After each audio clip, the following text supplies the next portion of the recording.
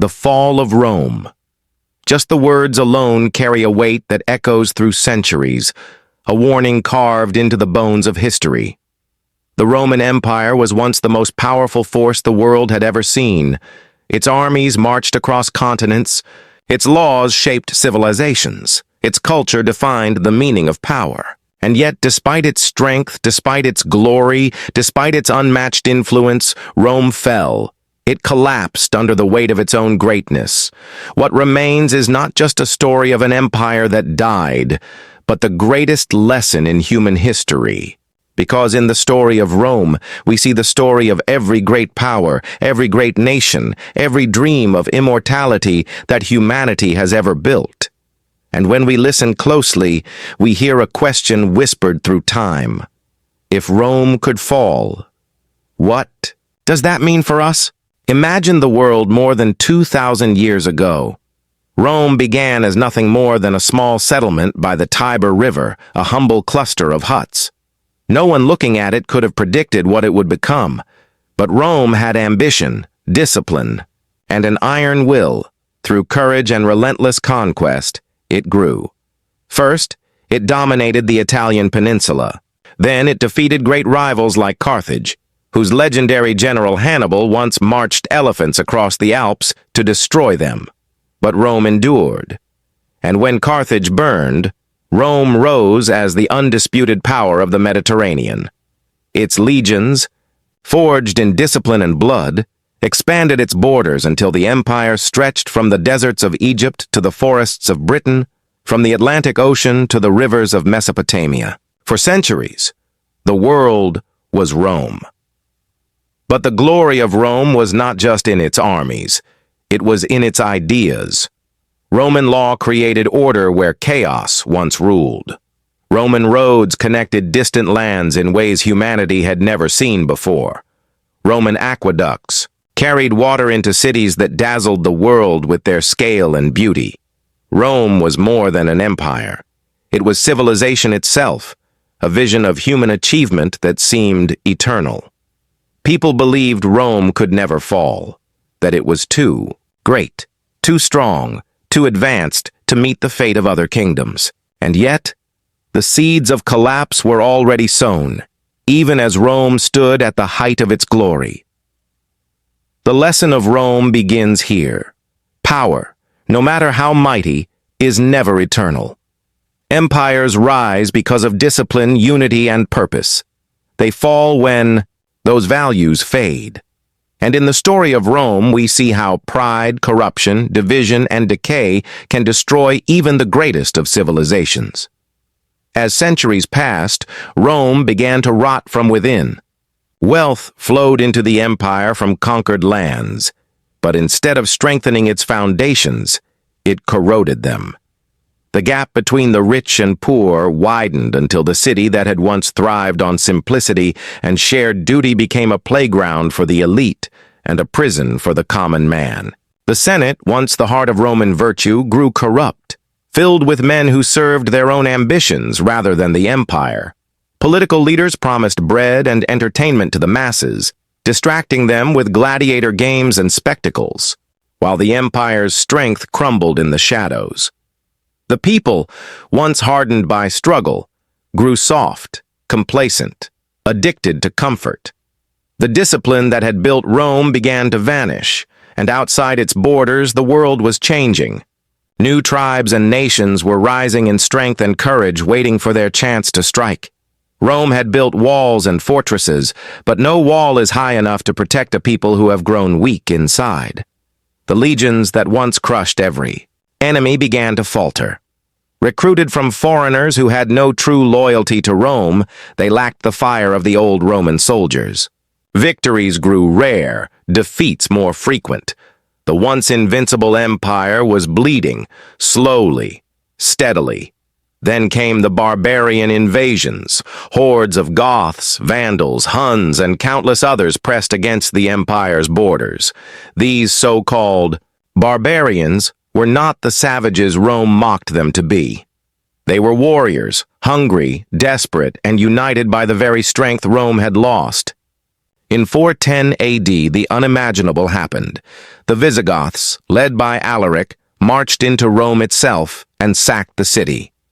The Eternal City, the heart of the empire, was torn open. For the first time in 800 years, Rome had fallen to an enemy. To the world, it was a shock. To history, it was a turning point. The empire staggered on for a while longer, but its fate was sealed. By 476 AD, the Western Roman Empire was gone. But here is where the story grows deeper.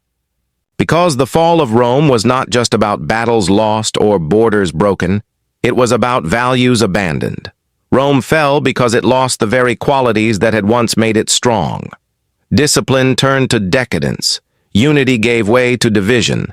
Faith in the future was replaced by greed for the present. And when those pillars crumbled, the empire could no longer stand.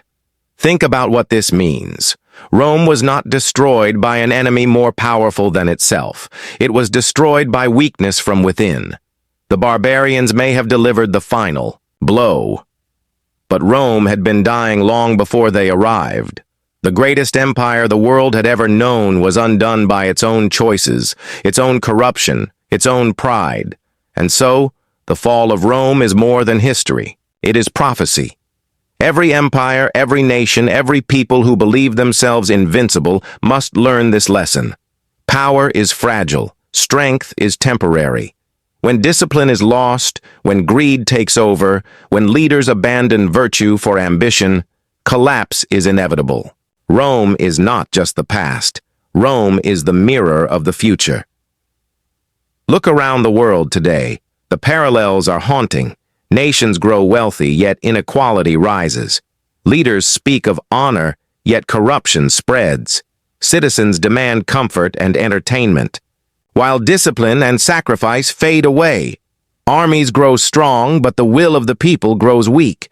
Do we not see in ourselves the same dangers that consumed Rome? Do we not hear the same whispers of decline? History does not repeat itself exactly, but it rhymes. And the fall of Rome is a rhyme that echoes louder with each passing generation. Yet within this tragedy lies a gift, the greatest lesson of all.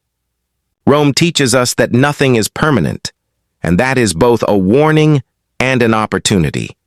It warns us that even the mightiest can fall if they abandon the values that gave them strength. But it also reminds us that greatness is always possible if we choose discipline, unity, and purpose over comfort and greed. Rome rose from nothing to rule the world because ordinary men and women believed in something greater than themselves. That power still exists within us. The question is whether we will use it or whether we will waste it as Rome did. The story of Rome is not just about emperors and battles. It is about human nature itself. It is about pride and ambition, discipline and weakness, unity and division. It is about us. When we study Rome, we are not just studying the past. We are studying the future, our own choices, our own destiny. Will we learn the lesson, or will we repeat the same mistakes? The ruins of Rome still stand today. The Colosseum, once filled with cheers and blood, now lies broken and silent. The Roman Forum, once the center of politics and power, is nothing more than scattered stones. Tourists walk through them, marveling at what was, never fully grasping the truth. These ruins are not just monuments. They are warnings. They say, this is what happens when greatness forgets itself. This is what happens when discipline dies. This is what happens when men believe they are gods and forget they are mortal. But perhaps the greatest tragedy of Rome is not that it fell, but that it believed it never could. Rome thought itself eternal. Rome thought it was untouchable. Rome thought the laws of history did not apply to it. And that arrogance sealed its fate. That arrogance is the lesson we must never forget. Because history has shown us that no empire lasts forever. The Persian Empire fell, the Greek kingdoms fell, the British Empire fell, and Rome, the greatest of them all, fell. And so will every empire that follows the same path. Power is temporary. glory fades. Only the lessons remain. So when we look at the fall of Rome, we should not only feel sorrow or awe. We should feel urgency, because in its collapse, we see a map of our own future. We see what happens when corruption replaces duty, when comfort replaces sacrifice, when arrogance blinds a people to the truth. The fall of Rome is not just history's greatest lesson, it is our warning. And it asks us a question that echoes across time. Will we listen, or will we fall?